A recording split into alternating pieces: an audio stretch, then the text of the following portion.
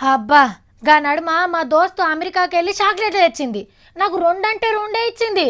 కానీ ఆమె ఇచ్చిన బిల్డప్ చూడాలే. ఇవి మన చాక్లెట్ల లెక్క ఆటానకు రూపాయికి రావు, మస్తు పిరముంటాయి. అసలు ఏందనుకుంటుండ్రు, పెద్ద పెద్ద కంపెనీలను పెట్టి తయారు చేస్తున్నారు. సైంటిస్టర్స్ ఉంటోళ్ళు గంటలక మనం పరీక్షలు చేసి ఓకే అన్నాకనే వాటిని మార్కెట్లోకి తెస్తారు. అమెరికా చాక్లెట్లు అంటే బయట దేశాల వాళ్ళు మస్తు కాయ చేస్తారని ఓరామా పొంటల కమానం పోజులు కొట్టింది. కానీ మన తన చూడండి ఎంత డెవలప్ అయిపోయినరో. అమెరికోడే అబ్బరకొండో అని నోరు తెరుస్తాడు ఈ వార్త తెలిస్తే. రిమ్మ కావాలంటే పెగ్గేయాలి, పెగ్గేయాలంటే మందు దుకాణం కాడికి పోవాలి. కానీ పట్నంలో గంత రిస్క్ అవసరం లేదు.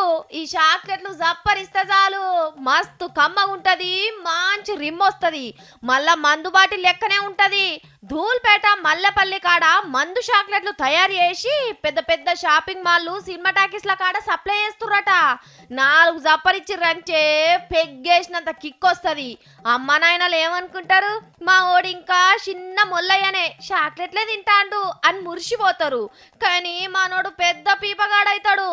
4 కొనుక్కొని జేబులు వేసుకుంటే ఎప్పుడంటే అప్పుడు బాడీకి ఛార్జింగ్ ఎక్కించుకోవచ్చు. మీద కవర్ ఇప్పేసి నాలుకే మీద వేస్తే కిక్కే కిక్కు. ఎంత మందికి అలవాటైందో ఏమో పో. ఆఖరికి పోలీసు వాళ్ళు దొరికించుకొని టెస్టుల కోసం ల్యాబ్ పంపిర్రు. మందు చాక్లెట్లని తెలియక పుసుక్కున చిన్న పొరగాన్లు నోట్లేసుకుంటే ఏంది పరిస్థితి? మీ పిల్లలు ఊకుకే చాక్లెట్ల కోసం ఏడిస్తే ఎందుకైనా మంచిది ఓ నజరేయ్రి. ఇక రేపు మంద ఐస్ క్రీమ్లు వచ్చినా ఆశ్చర్యం లేదు.